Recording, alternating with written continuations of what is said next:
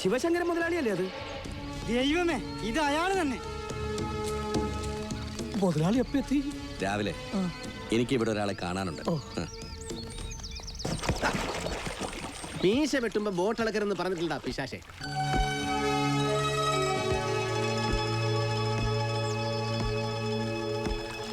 മഹി അല്ലേ? അതെ, എനിക്കങ്ങോട്ട് മനസ്സിലായില്ല. ഞാൻ ശിവശങ്കരൻ, ഇവിടെ ആറാണിമുട്ടത്തെയാ.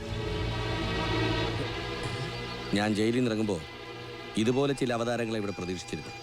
അതുകൊണ്ട് ഇവിടെ പുതുതായി എത്തുന്ന ഓരോരുത്തരെയും ഞാൻ അന്വേഷിച്ചിരുന്നു. ഇയാളാണോ ഗിരി? അതെ. ഗിരിയ മഹിയെ ഇങ്ങോട്ട് കൊണ്ടുവന്നത്? സംഭവമല്ല, ഇയാൾക്ക് പിടികിട്ടി. നമ്മളിപ്പോ ഇയാളുടെ ഭാഗത്താണെന്ന് അങ്ങോട്ട് പറഞ്ഞു. നമ്മളിപ്പോ കടലിലും ചെകുത്താനും നടക്ക, ഒന്നും പറയാൻ നിക്കണ്ട. ആഹാ, നിന്റെ യജമാനന്മാരൊക്കെ ഇങ്ങ് എത്തിയല്ലോടെ മഹി. എന്നെ കൊന്നത് നീയാണെന്ന് സമ്മതിച്ച എത്ര തരാന്നാ ഈ പുതുപ്പണക്കാർ പറഞ്ഞത്? 8 ലക്ഷം അല്ലേ? അത് തീരെ കുറവല്ലേ മഹി? സുരേന്ദ്ര, ഈ കാര്യത്തിലെങ്കിലും നിന്റെ ആ പിശുക്കൊന്ന് കളയരുതോ? എൻ്റെ ഈ വരവ് കൂടുതൽ പ്രശ്നങ്ങൾ ഉണ്ടാക്കാനല്ല, ഒക്കെ നല്ല രീതിയിൽ പറഞ്ഞ് അവസാനിപ്പിക്കാനാണ്. അതുകൊണ്ട് പറയാ, മഹിയെ ഇനി ഈ നാട്ടിൽ കാണരുത്.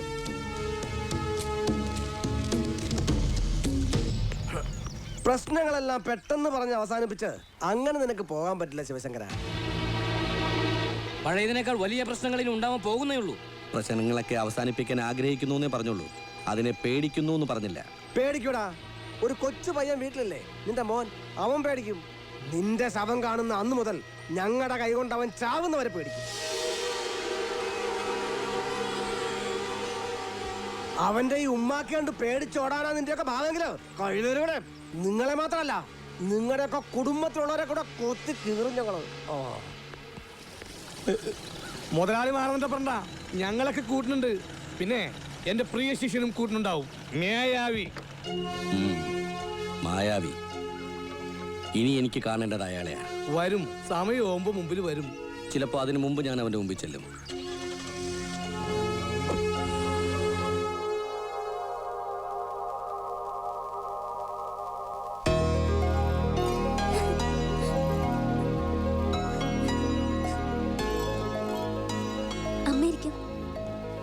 ശങ്കരേട്ടൻ ഇവിടെ ഇരിക്കാം. ഇവിടെയുള്ള മുറിയിൽ 2 ആൾക്ക് തികച്ചു നിൽക്കാൻ പറ്റില്ല. ഓ, ജയിലിലെ സൗകര്യം വെച്ച് നോക്കുമ്പോ ഇതൊക്കെ ധാരാളം.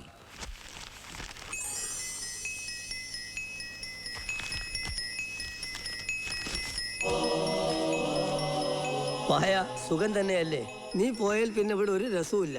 നിനക്ക് കത്ത് എഴുതാൻ ഇവിടെ തലക്കിടിയാ. ഇവിടെ ആർക്കും എഴുത്തും വായന അറിയില്ലല്ലോ, അതുകൊണ്ട് നിർത്തുന്നു. സ്വന്തം കോയ. എന്താ ഇത്? മായാവിക്കുള്ള കഥ.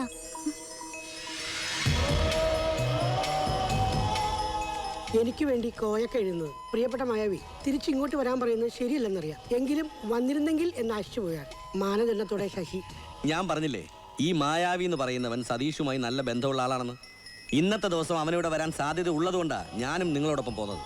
അപ്പോ മായാവിയെ കണ്ടുപിടിച്ച് അടങ്ങുന്നുള്ള വാശിയിലാണല്ലേ? പിന്നെ ഇത്രയ്ക്കും വീരനായ ഒരുത്തനുണ്ടെങ്കിൽ അത് ആരാണെന്നൊന്നും അറിയാതിരുന്നാൽ എങ്ങനെയാ?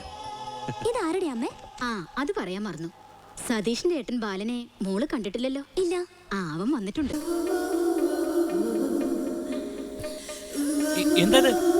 ആരാ നീ? ഞാൻ ചെയ്യുന്നത് ചെയ്യാം. എന്ത് ചെയ്യാൻ? ഡാൻസ്. ഡാൻസോ? എനിക്ക് ഡാൻസ് പഠിക്കണം, പക്ഷെ പേരില്ല. മൈ ലക്ക്, നിന്നെ എനിക്ക് കിട്ടി. കിട്ടിന്ന് പറയാൻ ഞാനെന്താ പാവേ? പ്ലീസ്, നീ ഇത് പഠിക്കാൻ എന്നെ ഒന്ന് സഹായിക്കണം.